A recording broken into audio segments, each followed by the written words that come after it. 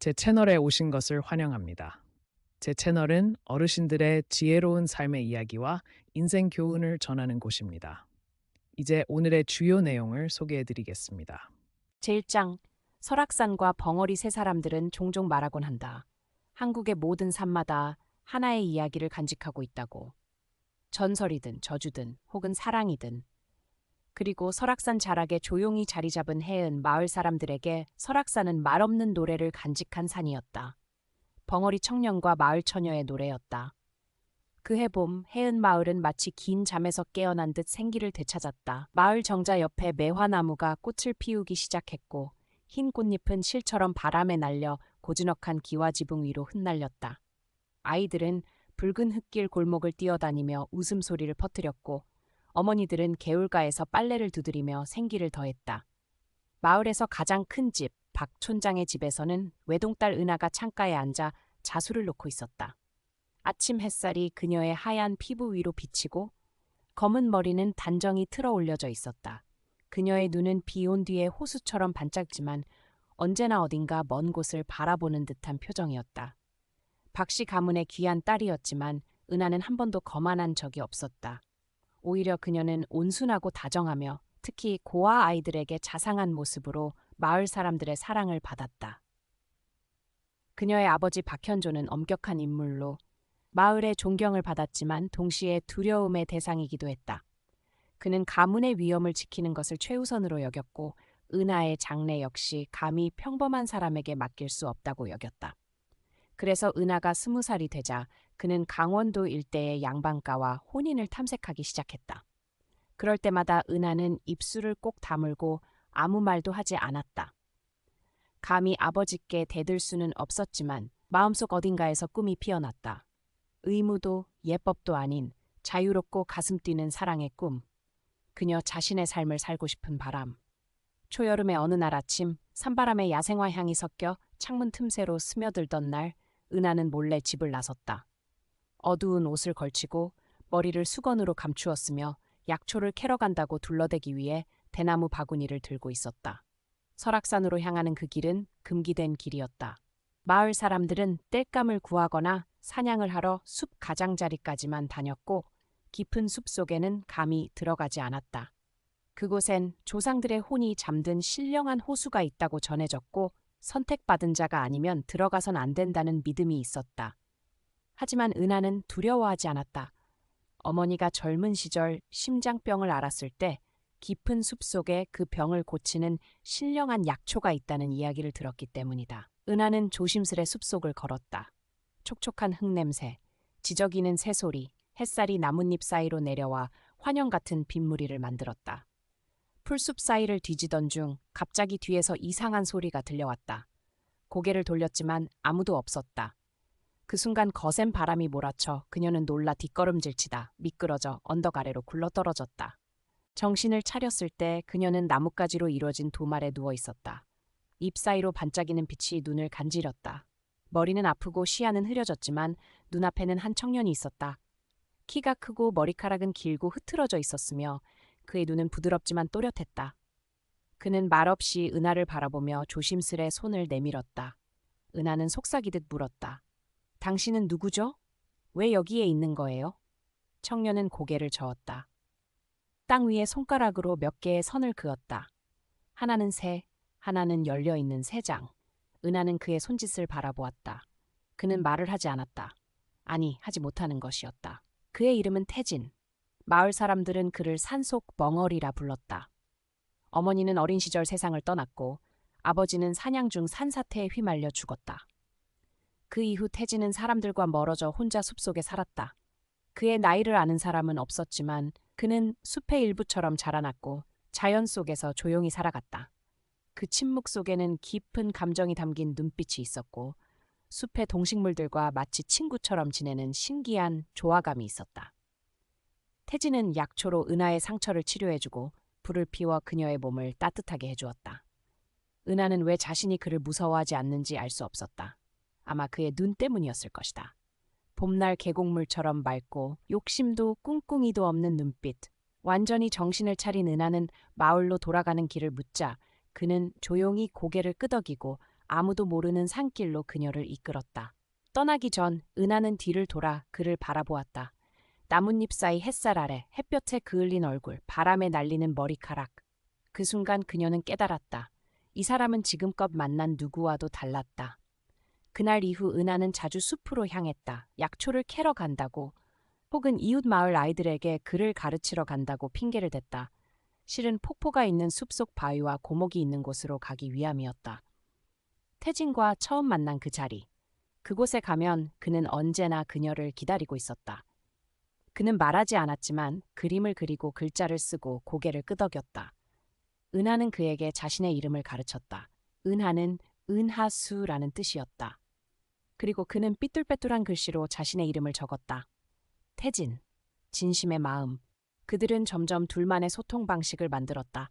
손짓, 어깨 터치, 인매, 눈빛. 말없이도 서로를 이해했다.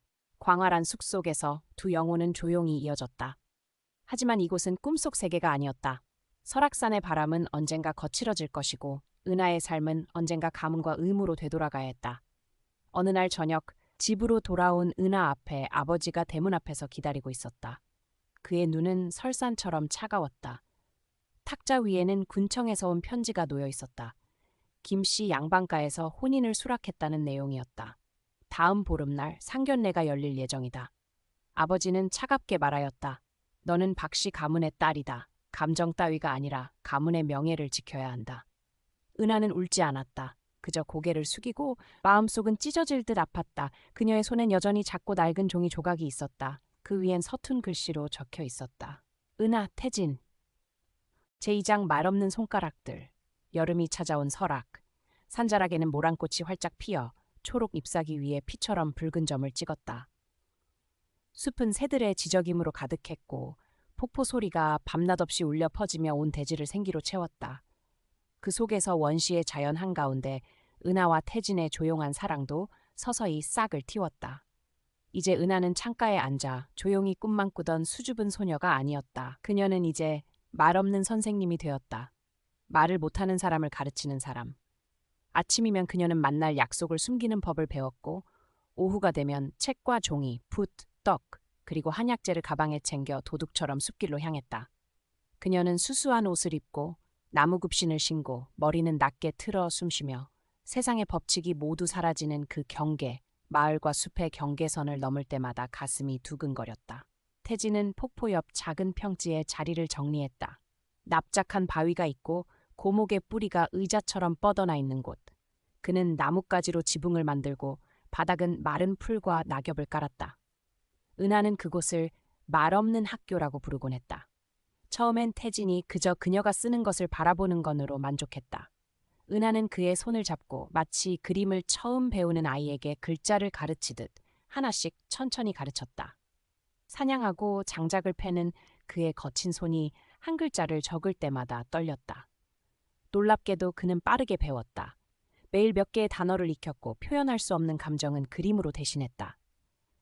그녀가 오면 웃는 해를, 그녀가 자수를 가져올 때는 꽃을, 그녀가 팔에 흠집이 생기면 다친 새와 빨간 피를 그림으로 남겼다. 은하는 왜 그가 혼자 사는지 묻지 않았다. 그에게 과거는 중요하지 않았다. 오직 현재만 있을 뿐이었다. 그녀의 눈빛이 그가 꿈이라고 글자를 제대로 쓸 때의 다정한 빛, 그녀의 어깨에 조용히 기대. 태진이 폭포 소리를 들으며 떨던 손길, 그녀가 대나무로 만든 피리를 가르쳐 불게 했을 때 그의 첫 숨이 새어나올 때의 웃음, 그 모든 것이 그들이 받아 모은 평온이었다. 세상은 그들의 곁에 있어 주지 않았지만 숲은 두 사람을 품고 있었다. 그러나 설악의 숲도 마을의 시선도 영원할 수는 없었다. 어느 날 오후 은하가 평소보다 늦게 돌아오자 마을 아주머니들의 눈초리가 그녀를 따라왔다. 며칠 뒤 이런 말들이 퍼졌다. 촌장의 딸이 숲에 많이 가네요. 누군가와 함께 가는 것 같던데 얼굴은 밝았어요. 어느 장날 아침 은하가 실을 사러 갔을 때 물고기를 파는 할머니는 빈정대며 물었다. 은하씨, 약초 찾으러 산에 가요? 사람 찾으러 가요? 그 말은 농담처럼 들렸지만 집에 도착했을 때 그녀는 서재에 기다리는 아버지를 마주했다. 그의 눈빛은 설산처럼 차가웠다. 그 숲에서 누구를 만났느냐? 부친이 묻자 은하는 답했다. 아무도요. 네가 숲에 몰래 드나드는 걸 몰랐을 줄 아느냐? 심지어 하인들까지 다 알아챘다. 조용히 있고 싶었어요. 조용히 그 벙어리 야만인 만나러 가고도? 부친이 책상을 탁자치라며 말했다. 그 순간 은하의 손이 처음으로 부들부들 떨렸다. 분노 때문에. 그는 야만인이 아니에요. 그는 좋은 사람이에요. 도덕 따위를 벗어난다면 좋은 사람이라 칭할 수 없다. 그 사람 만나러 몰래 숲에 가는 건 귀족딸이 해야 할 행동이 아니다. 어떤 도덕이 내가 사랑하지 않는 사람을 만나야 한다고 강요하죠? 명예라는 두 글자로 내 삶을 혼란스럽게 하려는 건가요? 은하가 단호히 말했다. 부치는 자리에서 벌떡 일어며 말했다. 명예는 네가 지켜야 할 유일한 것이다. 사랑? 너는 사랑을 모른다. 너는 자격도 없는 꿈을 꾸는 중이다. 은하는 더 이상 말하지 않았다. 눈은 불꽃처럼 빛났고 손은 떨렸지만 차갑고 강했다. 그녀는 서재를 나갔다. 그리고 한 보름이 지난 어느 만월의 밤, 은하는 연보랏빛 한복을 입고 태진과 만났다. 어머니가 물려준 그 한복, 머리는 풀어뜨렸고 그녀는 작은 나무 상자를 들고 왔다. 상자 안에는 신뢰를 뜻하는 붉은 실이 있었다. 그녀는 손짓과 눈빛으로 말하지 않고 요청했다. 나와 함께 가요. 이 마을을 떠납시다. 양양도 좋고 멀리 떠나도 좋아요. 거기선 우리가 누군지 아무도 몰라요. 태진은 눈을 붉혔고 망설임 없이 고개를 끄덕였다. 그로부터 사흘 뒤 흐린 아침이었다. 그들은 숲을 지나 계곡을 넘어 깊은 곳에 작은 동굴과 맑은 시냇물이 흐르는 곳에 이르렀다. 태진은 사냥했고 은하는 채소를 심고 책에서 배운 약초를 다려 약을 만들었다. 그들은 숲속의 새처럼 영원히 자유롭게 숨쉬며 살았다. 그 시간 동안 은하는 더 많이 웃었고 햇볕에 얼굴빛이 그을렸지만 눈은 더욱 반짝였다. 태진은 더 많은 글자를 쓸 수 있게 되었고 은하가 가르쳐준 시를 통째로 적기도 했다. 바람이 너의 머리칼을 스치면 자유의 속삭임을 가져오고 너는 말하지 않아도 너의 심장은 수천 마디 말을 대신 전해. 하지만 행복에는 대가가 있었다. 몇 주 후 관군이 그들의 흔적을 찾아냈다. 관군이 움직인 것이 아니라 은하의 부친이 보낸 추적자들이었다. 딸이 산속 미친 사람에게 납치되었다는 구실로. 어느 폭풍우 치는 밤 은하가 감기에 걸려 깊이 잠든 사이 개 짖는 소리가 숲에 울렸다. 태진은 그녀를 숨기려 밖에 나갔다. 그러나 인적 드문 숲 역시 함정에서 그는 벗어날 수 없었다. 그는 싸우지 않았다. 대신 마지막으로 은하에게 배운 보호라는 손짓을 보냈다. 그러나 병사 하나는 그 손짓을 알아채지 못했고 창날은 그대로 그의 가슴을 꿰뚫었다. 피가 빗물에 섞였다. 은하가 달려와 그를 껴안았을 때 그의 몸은 이미 차가웠다. 그녀는 눈물을 흘리며 속삭였다. 당신을 어둠 속에서 데려가 준다고 약속했어요. 왜 나 혼자 남겨두세요? 태진은 그녀를 보았지만 눈빛엔 원망도 두려움도 없었다. 오직 순수한 사랑, 처음과 같이. 그는 입술을 살짝 깨물었지만 다시는 말을 할 수 없었다. 그는 눈을 감았다. 영원한 침묵 속으로. 제3장 침묵 속의 부름. 폭우가 쏟아지던 밤, 설악산 숲이 하늘을 찢을 듯 요동치던 그날 밤, 태진은 은하의 품에서 마지막 숨을 거두었다. 모든 것이 너무 빨랐고 너무 갑작스러웠다. 마치 천둥 소리에 하늘이 갈라지고 그 뒤엔 아무 소리도 들리지 않는 침묵만 남은 것처럼. 은하는 목이 찢어지도록 울부짖었지만 대답한 것은 차가운 바람과 바스락거리는 낙엽 소리뿐이었다. 사람들은 태진의 시신을 마을로 끌고 갔다. 그는 양반집 아가씨를 납치하려다 죽은 자로 전해졌다. 은하는 탈진한 채로 붙잡혀 돌아왔고 고열과 함께 사흘 동안 아무것도 먹지도 마시지도 않았다. 깨어난 첫 순간 그녀가 가장 먼저 찾은 사람은 태진이었다. 아무도 대답하지 않았다. 그녀는 벌떡 일어나 집 밖으로 뛰쳐나갔다. 하인들이 막아서고 유모가 흐느끼며 불렀지만 소용없었다. 그녀는 달렸다. 조금만 더 빨랐더라면 아직 그가 살아있을 거라 믿으며. 하지만 그의 무덤은 이미 산비탈 외딴 곳에 급히 묻혀 있었다. 비석도 이름도 없는 쓸쓸한 흙더미 하나. 그녀는 그 앞에 무릎 꿇고 미친 듯이 흙을 파헤쳤다. 왜 하필 당신이에요? 그녀는 속삭였다. 왜 내가 당신을 얼마나 사랑하는지 말하기도 전에 떠난 거예요? 그 아픔 앞에 은하는 더 이상 울지도 못했다. 눈물은 마르고 심장은 누군가 쥐어짠 듯했다. 그녀는 그 무덤 옆에 하루 밤낮을 누워 있었다. 차가운 이슬을 맞으며 마을 사람들이 발견해 끌고 가기 전까지 반쯤 정신을 놓은 채로. 그 사건 이후 은하는 전혀 다른 사람이 되었다. 누구와도 말을 하지 않고 집 밖을 나서지도 않았으며 더 이상 서예도 쓰지 않았다. 그녀는 매일 창가에 앉아 눈을 산 쪽으로 향했다. 그가 처음 글자를 배운 곳, 처음 시를 쓴 곳, 처음 떨리는 손끝이 닿았던 그 자리로. 그녀의 아버지 박대감은 더욱 냉혹해졌다. 딸과 태진의 만남을 도왔던 하인들을 모두 내쫓고 보안을 제대로 하지 못했다는 이유로 이장을 파면했으며 은하가 숲속에서 보낸 흔적들을 모두 지워버렸다. 두 사람이 함께 글을 배운 바위는 치워졌고 작은 오두막은 불태워졌다. 심지어 태진이 만든 대나무 피리마저 어디에서도 찾을 수 없었다. 신분 없는 사랑은 기억할 가치도 없다. 아버지는 단둘이 하는 식사 자리에서 그렇게 말했다. 그리고 딸의 사랑을 죽인 아버지는 용서받을 자격조차 없다. 은하는 눈 하나 깜빡이지 않고 대답했다. 그것이 그들이 마지막으로 나눈 말이었다. 한 달 뒤 은하는 화엄사에서 의술을 배우겠다며 마을을 떠나겠다고 했다. 누구도 말리지 않았다. 아무도 말은 하지 않았지만 모두 알았다.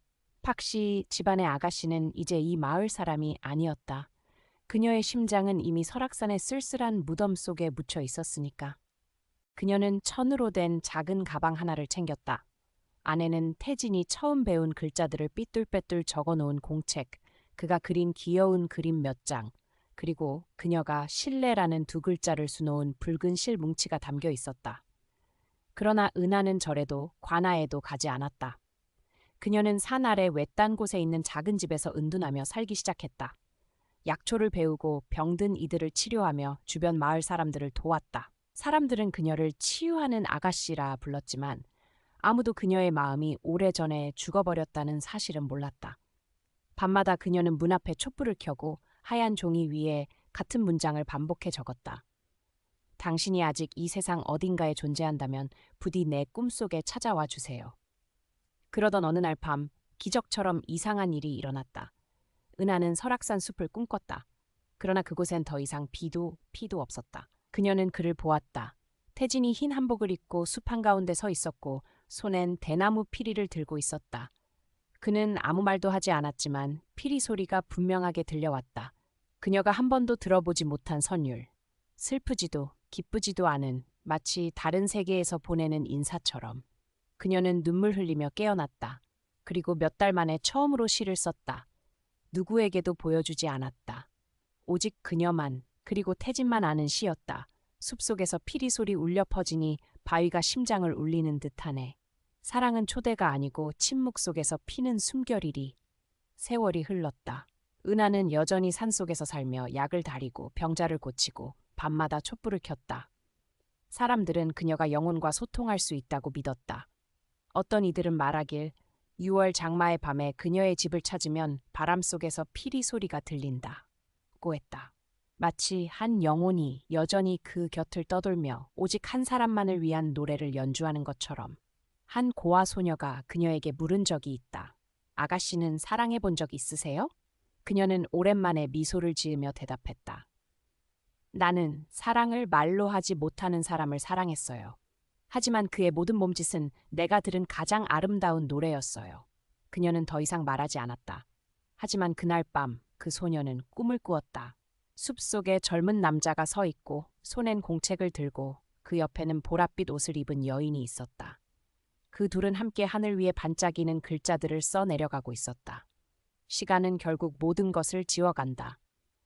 은하가 76살의 나이로 세상을 떠났을 때 사람들은 그녀의 방에서 낡은 나무 상자 하나를 발견했다.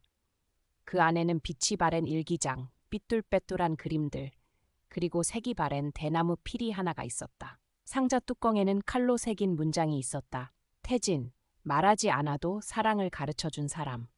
그녀는 설악산 자락, 태진이 묻힌 자리 옆에 묻혔다. 아무도 몰랐지만 그녀는 두 사람의 이름이 새긴 비석을 직접 세웠고 거기엔 단 한 문장이 남겨져 있었다. 설악산 숲속 말 없는 노래. 제4장 바람에 새겨진 글자들. 은하가 세상을 떠난 후 마을 사람들은 단출하지만 따뜻한 장례식을 치렀다. 북이나 나팔도 없었고 손님도 많지 않았다. 그녀에게 치료받고 글을 배웠으며 아이를 받았고 약을 바른 사람이 일렬로 조용히 서서 그녀를 배웅했다. 그들은 은하가 숲과 작은 집에서 생을 마칠 때까지 조용과 희생 속에 살았다는 것을 기억하며 그녀가 키운 하얀 갈대꽃 가지를 손에 들고 작별 인사를 나눴다. 그러나 모두가 알고 있는 건 아니었다. 그녀는 한때 지역의 높은 관직자의 딸이었고 이름도 없는 말 없는 사랑을 따라서 모든 것을 버렸던 귀한 아가씨였다는 사실을. 그 진실을 아는 유일한 사람은 준서라는 소년이었다. 그는 은하가 마지막 생애에 가르침을 베풀었던 제자였다. 준서는 한때 말을 하지 못하던 아이였다. 그의 어머니가 치유의 아가씨를 만나자 은하는 오래도록 그의 눈을 바라보더니 마치 어디선가 본 듯한 미소를 지었다. 그녀는 약으로 강요하지 않고 글과 그림을 가르치는 대신 자신이 평생 간직해온 대나무 피리를 손에 얹게 했고 그의 손끝으로 음을 느끼게 했다. 그리고 어느 날 준서는 단 한마디를 내뱉었다. 할머니. 그리고 은하에게 달려가 꼭 안겼다. 그것은 그의 인생 첫 마디였고 은하가 반세기 가까이 흘린 첫 눈물이었다. 은하가 태진 곁에 묻히자 마을 사람들은 집안의 낡은 물건들을 모두 불태우려 했다. 하지만 준서는 오래된 나무 상자를 지켜달라고 부탁했다. 그 안에는 은하의 일기장, 몇 장의 그림, 그리고 색이 바랜 대나무 피리가 들어있었다. 준서는 그것들을 소중히 품었다. 그는 낡은 일기장을 한 페이지씩 읽으며 서서히 그 슬픈 사랑의 이야기를 이해해갔다. 탄식도 원망도 없이 오직 경이롭고 깊은 마음이 적힌 글이었다. 그는 말을 할 줄 몰랐지만 모든 몸짓이 내게 심장의 언어를 가르쳐 주었어요. 그와 함께하는 매일은 마치 완성되지 않은 시 같았지만 숨이 막힐 듯 아름다웠어요. 한평생이 그를 사랑하기에 부족하다면 나는 바람이 되고 구름이 되어 그를 영원히 따라다닐 거예요. 마지막 장에는 힘이 빠진 손으로 썼지만 여전히 굳센 문장이 있었다. 사랑은 소리를 필요로 하지 않는다. 기억만으로 충분하다. 그 일기장을 통해 준서는 할머니의 이야기를 글로 옮기기 시작했다. 전문 작가가 아니라 어린아이가 처음으로 회상을 말로 옮기듯이 그는 그림과 상징 그리고 은하의 피리 선율을 담아 은하와 태진의 사랑 이야기를 재현했다. 그는 그것을 설악산 위의 노래라는 제목으로 붙였다. 이 이야기와 초고는 마을에서부터 산을 넘어 군 단위로 전해졌다. 그러다 우연히 강원도 한 오래된 사찰의 서고에서 한 다큐멘터리 감독이 그 필사본을 발견하게 되었다. 그 이야기는 그를 깊이 감동시켰고 아름답고 비극적인 그녀의 사랑과 침묵 그리고 사회의 편견을 넘어선 가치에 대해 다큐멘터리 영화를 만들기로 결심하게 했다. 그 다큐멘터리는 이후 여러 상을 받았다. 그러나 더욱 중요한 건 이 영화가 오랫동안 묻혀있던 기억을 일깨운 일이었다. 마을의 어르신들은 손주들에게 한때 귀한 아가씨였던 치유자와 겨울달처럼 눈빛이 깊던 말 없는 사냥꾼 이야기를 전해주었다. 아이들은 언덕 위 두 무덤을 말없이 사랑한 사람들의 무덤이라고 불렀다. 매해 모란꽃이 피는 계절마다 은하가 가장 사랑했던 꽃, 마을 사람들은 산자락 기슭에서 작은 제례를 열었다. 억지로 하는 것도 없었고 화려하게 꾸미지도 않았다. 장작불 주위에 앉아 피리를 불고 시를 읽고 글을 쓰며 그녀를 기억했다. 어느 8살 소녀는 이렇게 썼다. 사랑이란 말을 못한다면 남아있어라는 글자를 쓸 거예요. 한 노인은 떨리는 목소리로 이렇게 말했다. 나도 사랑했지만 그들처럼 용감하진 못했어요. 이제는 젊은 예술가가 된 준서는 설악산을 다시 찾아 침묵의 집이라는 전시 공간을 두 무덤 옆에 설립했다. 그 집 안에는 아무도 말을 하지 않았다. 오직 기호, 그림, 은하의 일기, 그리고 오래된 피리만이 남아 있었다. 관람객들은 떠들거나 사진을 찍을 수 없었고 그저 앉아서 글을 읽고 바람 소리를 듣고 각자 방식대로 그 사랑의 이야기를 느꼈다. 어느 프랑스인 관광객이 방명록에 이렇게 적었다. 난 한글을 잘 모르지만 울고 사랑하고 깊은 무언가를 다시 느꼈어요. 이곳에선 모든 말이 불필요해요. 그해 6월, 마침 태진이 세상을 떠난 지 50주년이 되는 날, 설악산은 쏟아지는 비로 뒤덮였다. 마을 사람들은 감히 산에 오르지 못했다. 그러나 다음 날 아침 구름이 걷히자 놀라운 일이 벌어졌다. 무덤을 가리던 비석에 한 줄의 글자가 새겨진 것이다. 흔적도 없었을 텐데 손도장도 누가 설치한지도 단서도 없는 글이었다. 내 약속을 지켰다. 사랑을 잊지 않았다. 아무도 누가 어떻게 새겼는지 알지 못했다. 단지 모두가 믿었다. 그것은 은하가 직접 남긴 마지막 약속, 손으로 쓴 것이 아니었지만 죽음을 넘어선 사랑으로 새긴 말이었다. 한 인터뷰에서 준서가 이렇게 물었다. 왜 평생 이 사랑 이야기를 알리려 했나요? 그는 부드러운 목소리로 대답했다. 존재가 없어도 존재하는 사랑이 있잖아요. 숲에 있고 바람에 있고 그 사람을 바라본 자의 눈에 있죠. 에필로그 설악산 위의 노래는 단순한 비극적 사랑 이야기가 아니다. 버림받고 묻혔지만 그래도 사랑을 택했던 영혼들의 교양학이라고 할 수 있다. 침묵 속, 이별 속에서도 진심 어린 사랑은 시간의 강을 넘어 흔적을 남긴다. 그들은 결혼하지 않았고 후손도 없으며 결혼 사진도 친족 문서도 없다. 그렇지만 붉게 핀 모란꽃 사이 설악산 숲속 그 자리에 나란히 누운 두 무덤은 여전히 꺼지지 않는 노래를 불러주고 있다.